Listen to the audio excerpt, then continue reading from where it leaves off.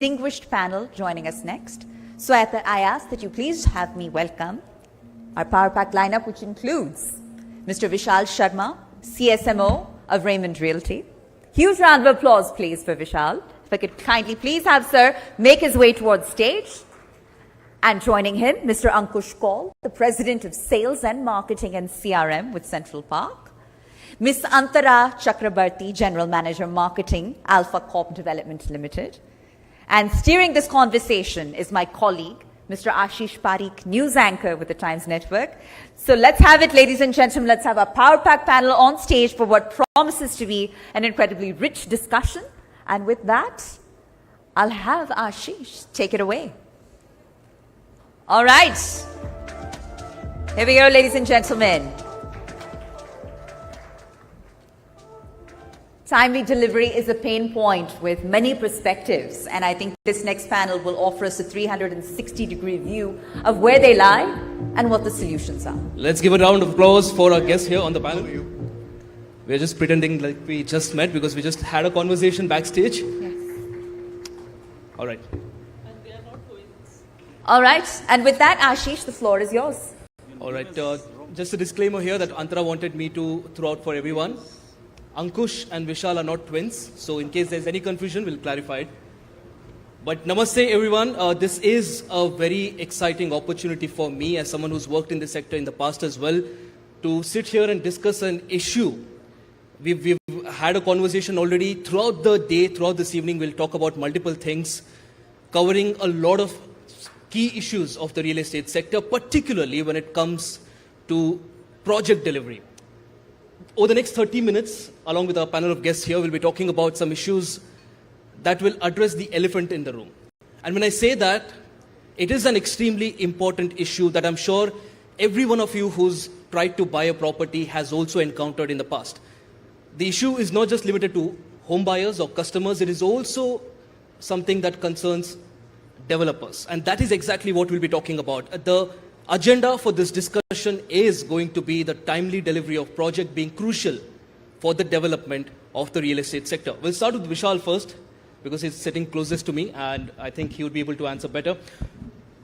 Vishal, every time a project gets delayed, it not just tarnishes the image of the entire real estate sector, but also a lot of fingers are pointed. And every time a finger is pointed, more often than not, it is towards the developer.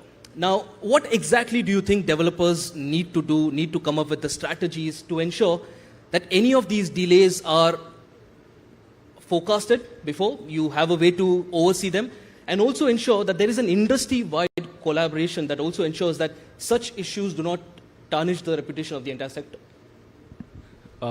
Thank you, Ashish. See, first and foremost, I'm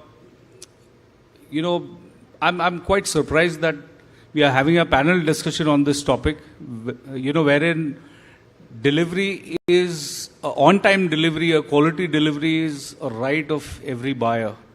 So it should be in the DNA of every developer, every player who is operating into real estate space, that if a buyer is buying into his brand, he's buying with a lot of trust, he's buying with a belief. Ki boss, if I've put my hard-earned money into this project, I'll get delivery on time, okay? So it is all about the developer mindset. When a developer mindset is of survival, then he'll always struggle to actually make the ends meet. But when the mindset is of growth, when it's a growth mindset, you'll always look at the opportunity, how quickly you can transform and reshape and churn out the project. Like I represent a brand called as Raymond Realty. Raymond Realty is an offshoot of Raymond, which is a 100-year-old brand. And we always say that, boss, we operate out of a manufacturing mindset. And what is the manufacturing mindset? Manufacturing mindset is, boss, we make kapda, right? From roti kapda, we progress to making makan.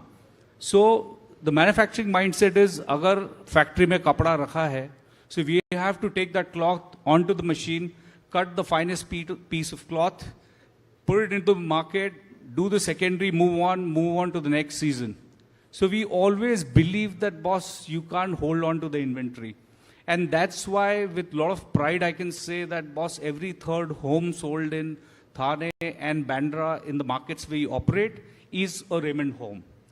And as far as the delivery is concerned, or the delay which you asked me, see, it is primarily because of two reasons. Either approvals, where a lot of time, actually, it's not in the hands of the developer to get the approvals on time. Actually, the decision and the responsibility lies with the government stakeholders, because they charge a very hefty premium, from the developers. They take a lot of money to issue certain, permissions and approvals. Now, if they are a party to it, it's their joint responsibility to see that they give approvals on time. So that is one. And the second is, cash.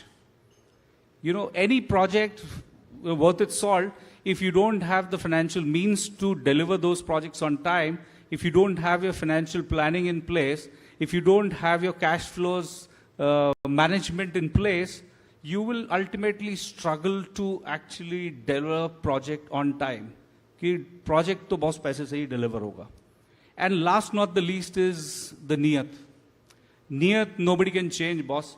If the developer has a niyat that, boss, I'm gonna launch this project, make some quick bucks, I'm gonna run away with this money, move on to the next project, boss, we have seen enough and more cases where people have struggled. And me also, once I had invested in a project in Delhi. I'll not take the name because now I'm a part of this industry. It doesn't look nice if I take the name. It's a big multinational brand. I had put my money, with that reputation that this brand is a global brand, one of the biggest in Dubai. And I got my apartment delivery 14 years after I booked that project. 14 years. Now, that is all about niyat, boss. They have the money, they have the approvals. They don't have the intent to deliver the project on time. And the last piece, which you asked me about the industry, yes, now we are actually in a shape and form that we can call this as an industry. Earlier, this was not industry. This was actually a bunch of developers who were trying to do their own individual businesses.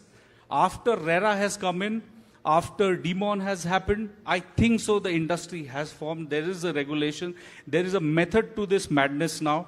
And now we all are governed by certain principles and boundaries. And there are enough and more representative bodies, like at the national level, there is NAREDCO, CREDAI. At the regional levels, like I come from Maharashtra, there is MCHI. So we are part of, all these bodies. And as, fellow colleagues and developers, we should actually represent the real issues.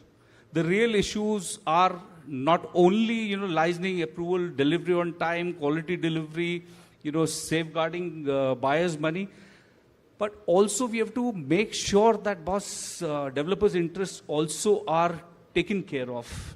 Because if government charges 35 to 40%, in terms of various premiums, and there is a cost involved in borrowing money from the banks for construction finance, the developer is actually hand to mouth if the market fluctuates. Because we are in a market where it is very tough to make money, boss. If you go wrong with certain seasons and you don't sell the inventory, the developer becomes very, very desperate. They cut the price, they sell cheap, and eventually they become bankrupt. Absolutely. A very interesting point that you made there, the fact that developers do have certain issues.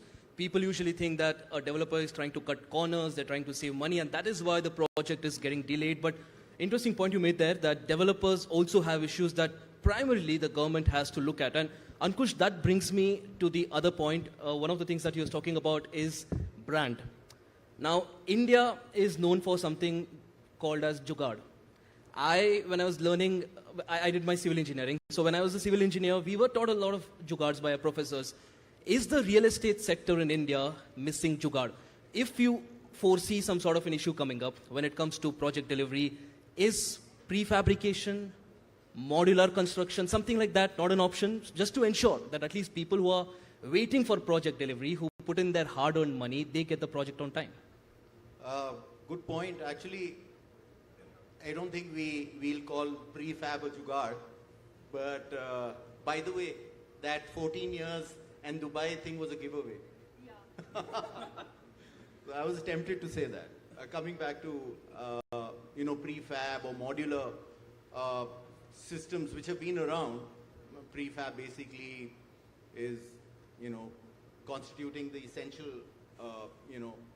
building components elsewhere and then kind of getting that on site, or making modules off site and then assembling inside. So this has been going on.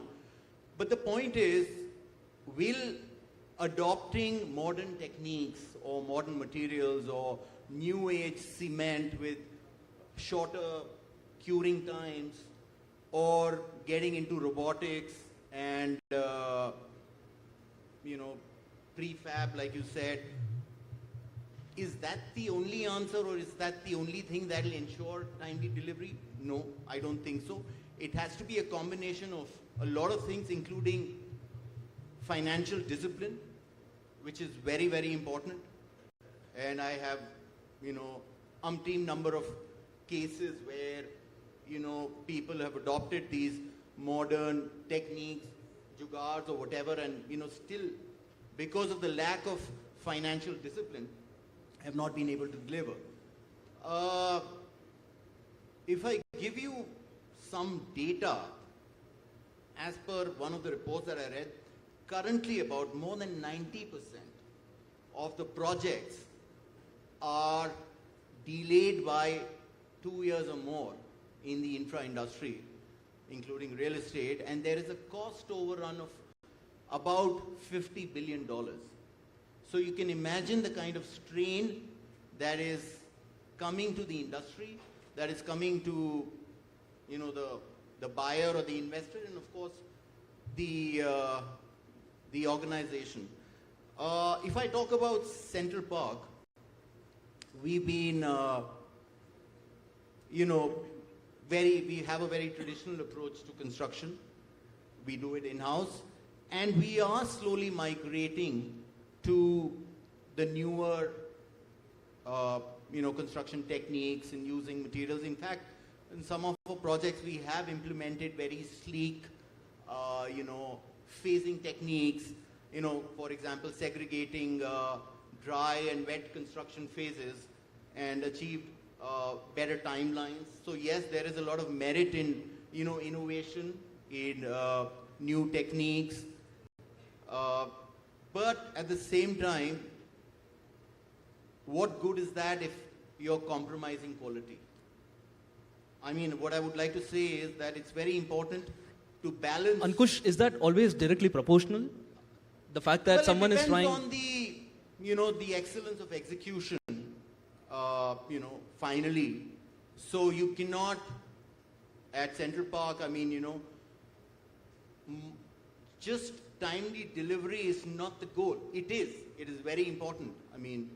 Which developer wants to take a cost overrun or a time overrun and bear more interest costs? So what I would say is, it's not the only goal, timely and speedy delivery, but for us, enduring quality, which is multi-generational. For us, we consider whenever we are selling a home to be, firstly, it's an emotional buy. Correct. It's an asset buy, and you're creating a multi-generational asset. So, if you're compromising on quality by a jugaad, I'm just coming back to that word. So, I think, that's not what we want. It has to be a great balance between innovation, yet, and you're working in an environment where jugaadbazi chalti hai, but not when you're creating these, timeless assets. So, it's important to kind of balance out the two. So be balance. Financially disciplined, and yet at the same time migrate to these newer techniques. Now look at China. I would just like to take an example of China, who have beautifully, or rather organically, got their tech right finally. So earlier, about a decade back, China was all about volumes, and lower cost. But now, their products, their infra is not only quickly delivered, executed, but it boasts of global quality. Absolutely. So if you can replicate that migration or that, organic growth, then why not? Absolutely. I think what you're trying to say is that if the Jugaad or innovation benefits the buyers, then it's most welcome, but it does not always have to cut corners or compromise on the quality. And speaking of quality, we often, in India, one of the things with real estate sector is that consumers mostly depend on the legacy brand names, and that plays a very important factor. And Antara, that's where I want you to come in. Do you still feel consumers heavily prioritize the legacy names and brands? And what exactly do new real estate comers now do? Like, for example, you find it tough to compete with legacy brands, the scale at which that they're operating. So even though your product might be better. So what are the marketing strategies that you think real estate sector needs to look at to ensure that people now start looking beyond just legacy names and actually look at the quality that's on offer? I think what matters is because someone is making that kind of an investment, which is really high in terms of financially and emotionally, buyers have become very careful, educated, aware, agile about the kind of brand today they are investing in, right? If we go back a decade or two, there were developers who promised a lot, but overnight, they went bankrupt for whatever reason. The promises were huge. Anyways, money got stuck of the customers, and they waited for years. And finally, some got their deliveries, some didn't. So the customer wants to go definitely with a brand which is known for timely deliveries, who has their financial planning in place, and who has a very positive, reputation in the market.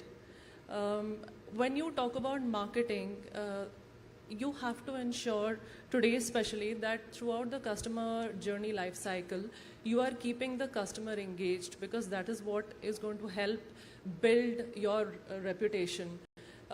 You have to keep updated. You have to keep the customer updated about, what's going on, the deliveries, the timelines, even if there are delays. The communication has to be continuous, and that there are many ways to do it digitally. For sure, there is so much innovation that's happening. Constant communication can happen. Also, real estate as a sector is very aggressive, when it comes to marketing. So we make promises of ROIs, which are they look very good on paper, but they are impossible in the long term. So as a brand, we need to, being in real estate, we know who we are talking about, but like Alpha Corp, we steer clear of these promises if we are not able to deliver. We are very clear in what we give. We are of course 21 years into the industry, so we are known to deliver marquee projects across cities. And in times like, today, we use walkthroughs, digital tours, and a lot of technology to, have that continuous engagement and to keep that integrity, that we promise. So, yeah. So you're basically saying technology is something that the industry can leverage even further to communicate better. But Vishal, speaking of technology, and I again want to come to the developer side of things now, do you think technology is being leveraged enough? Just the last speaker as well, speaking about AI, automation, and everything that's happening, all the wonderful stuff that's happening. Do you think the sector is using data-driven tools, AI, automation, all of these technologies to better their operational efficiency? Do you think that's also something that is lacking in the real estate sector in India? See, any good developer, they have to change and adapt to the changing technology actually. And technology is as good as the user. If you use it really wisely, it's going to help you to achieve your goals in a much quicker and a better way. Like in terms of if you're asking me how to bring in more operational efficiencies, I can give you examples what we use at Raymond. We use cutting-edge AI softwares and technical softwares. Like BIN is there, which is a project management system which gives you integrated system to track your project, whether it's online or not, gives you BOQs, drawings, and a lot of stakeholders can collaborate together, using that software. Engineers, architects, contractors, the suppliers, they all can use that and see that, boss, there are minimum wastages, the minimum amount of rework which needs to be done, the cost controls are in place.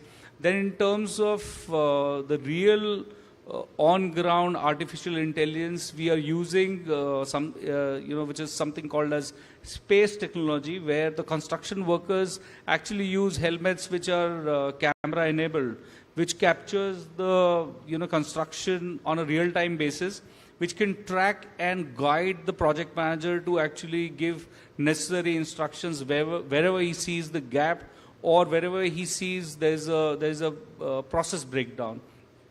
And in terms of quality, we use DGQC. So there are enough and more software tools which we use, and like I said, artificial intelligence is as good as human intelligence. The person who is behind that artificial intelligence have to be real.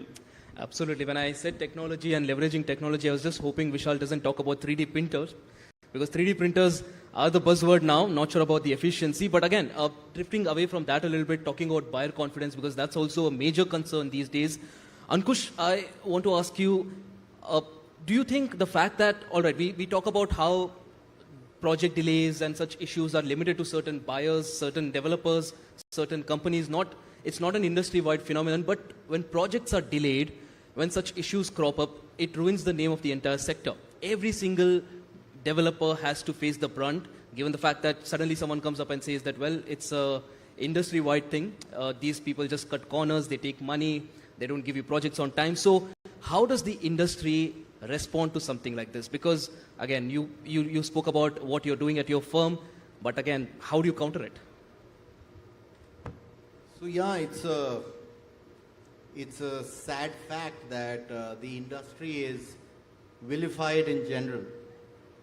We carry a chip on our shoulder, and we are vilified, and it's like a given that developer hai to negative. There is a huge negative connotation, which is attached to the industry. But let me kind of build perspective over here.